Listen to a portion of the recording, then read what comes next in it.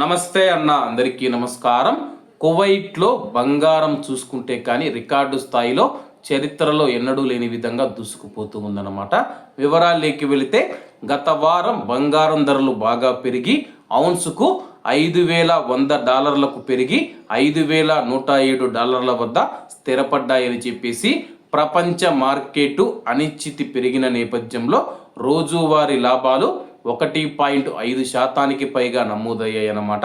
కువైట్కు చెందిన దార్ ఆల్ సబైక్ గారు స్థానిక మీడియాతో మాట్లాడుతూ అమెరికాలో ప్రధాన చట్టపరమైన రాజకీయ మరియు ఆర్థిక పరిణామాలు ఈ ధరలు పెరగడానికి ఆజ్యం పోసాయని తెలిపారు.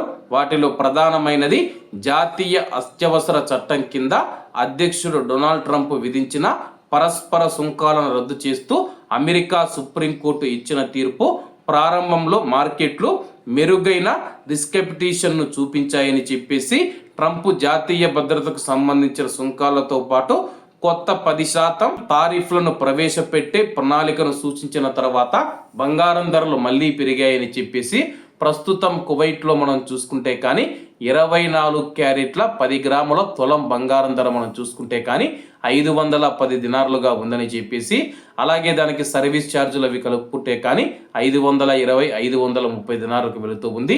అలాగే భారతీయులు ఎక్కువగా కొనుగోలు చేసే 22 క్యారెట్ల 1 గ్రాము బంగారం ధర 46 దినార్ల 520 ఫిల్స్ వద్ద సేల్ అవుతూ ఉంటే 10 గ్రాముల తులం బంగారం ధర మనం చూసుకుంటే కానీ 465 దినార్లుగా ఉందన్నమాట.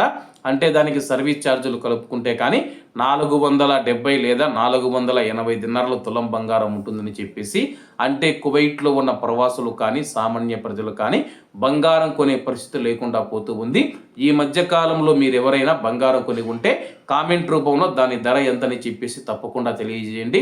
రాబోయే రోజుల్లో బంగారం ధరలు మరింత పెరిగే అవకాశం ఉందని చెప్పేసి మార్కెట్ నిపుణులు అంచనా వేస్తున్నారు. కాబట్టి అందరూ బాగుండాలి, అందులో మనం ఉండాలి. అందరికీ నమస్తే అన్న, జై హింద్.